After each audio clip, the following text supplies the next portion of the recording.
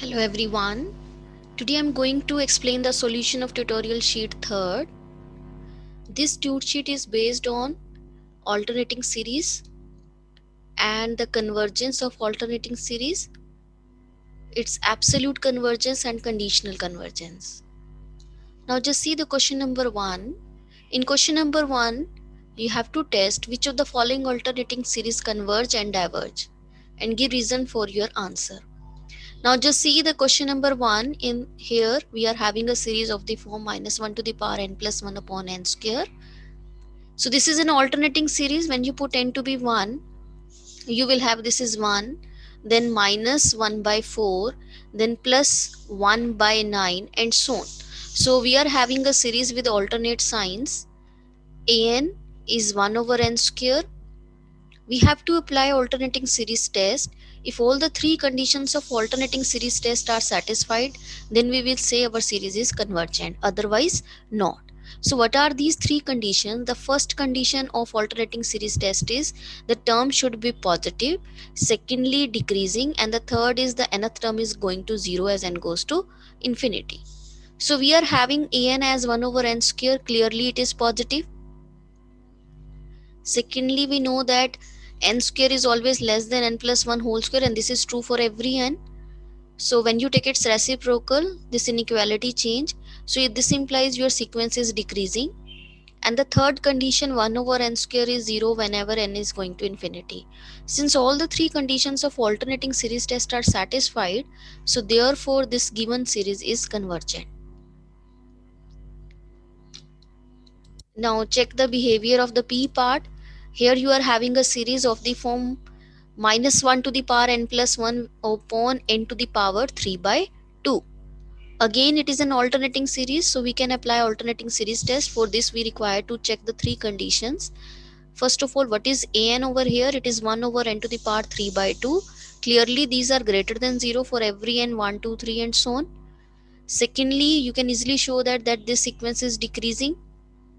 And the third, the limit of 1 over n to the power 3 by 2 is 0 as n goes to infinity. Now since all the three conditions of alternating series test are satisfied, so therefore our series convergent.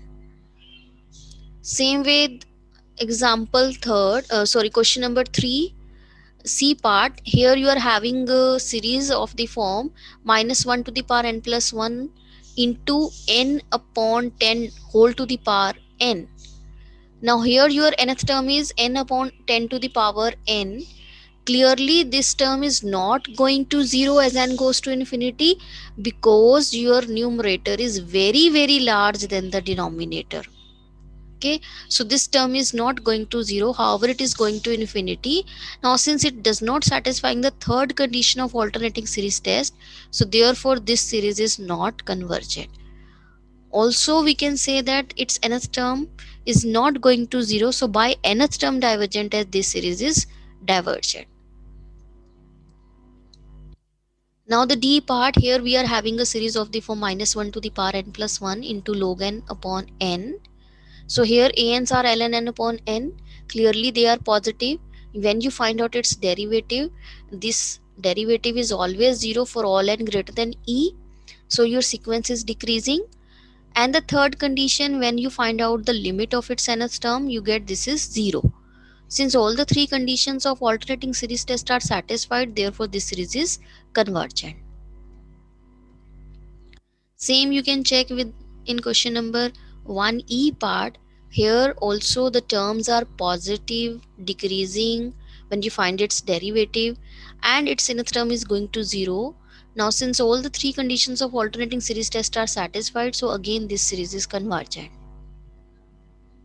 In f part, when you find out the limit of its nth term, it's not going to 0, it is approaching to 3.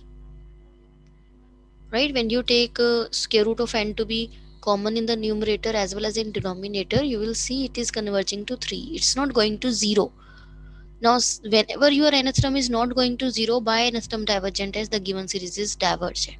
So this is question number 1, where we have to check whether all these alternating series are convergent or not. So we will check with the help of alternating series test, where we have to need to we need to check the three conditions, that the terms positive, decreasing and tending to zero. If all the three conditions are satisfied, then the series is convergent. If one of them fails, then your series is divergent.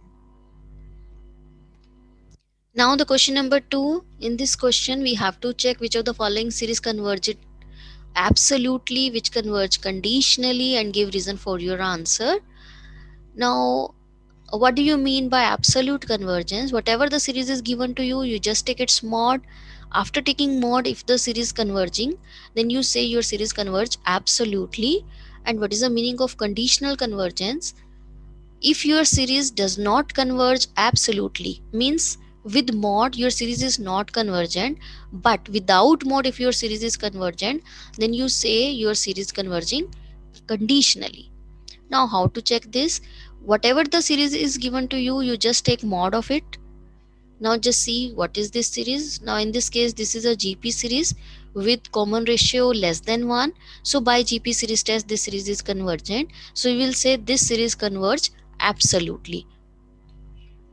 And whenever our series converging absolutely, the original series is also convergent. Now just see the second part. Here you are having the series of the form minus 1 to the power n over square root of n. When you take its mod, it is series 1 over n to the power half, and this is divergent by P series test. So the given series does not converge absolutely. Whenever it does not converge absolutely, we need to check the behavior of the original series. So we consider this series. Now clearly this series is convergent by alternating series test, because it is an alternating series.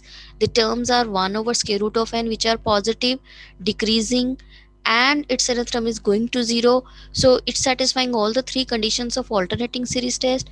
Therefore this series is convergent. Now since this series does not converge absolutely, but without absolute it is convergent, so we will say this series converges conditionally. Now check the behavior of the series minus 1 to the power n into sin n upon n square. When you take its mod, since we know that mod of sin n is always less than equal to 1, so we can replace this with 1 over n square. So by direct comparison test, since this series is convergent by P series test, so this is also convergent. Now since this series converges absolutely, so this implies this is also convergent. So the given series converges absolutely. In the T part, we are given the series of the form minus 1 to the power n ln n minus ln n. Here the when you take its mod, you can check the behavior of this series with the help of the series 1 over n. You can choose Bn series to be this. Now clearly this series is divergent by P series test. So when you apply limit comparison test, means when you find out the limit of nth term of an and bn, simplify this. If this limit is infinity and the series bn is divergent, then series an is also divergent. Now since bn series is divergent, so given series also diverges. So it means this series does not converge absolutely. So we need to check the behavior of this series without mod. So without mod, this series is an alternating series. If it's satisfying all the three conditions of alternating series test, then this series converges conditionally. So we consider ANs, these are ln n upon n minus ln n. Clearly they are positive for every n. When you find its derivative, it is less than 0 for all n greater than e. So this implies your series sequence terms, they are decreasing. And when you find out the limit of its nth term, after simplifying you will have this is 0. So now since it's satisfying all the three conditions of alternating series test, so the given series converges conditionally, because with mod it is not convergent, however without mod it is convergent.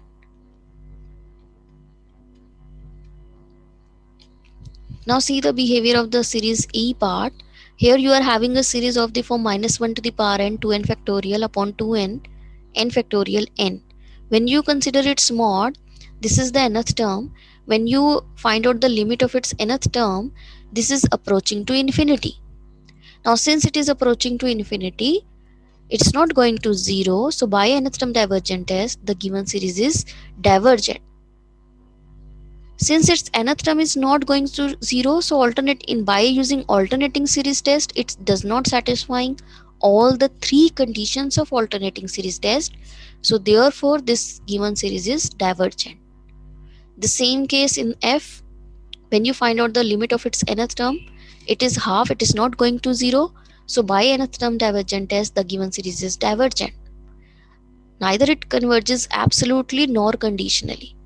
In each case, its nth term is not going to 0. So therefore this is divergent. Now see the question 4. Here you are having two series which both are convergent of non-negative numbers. Then the question is, can anything be said about the series of their product?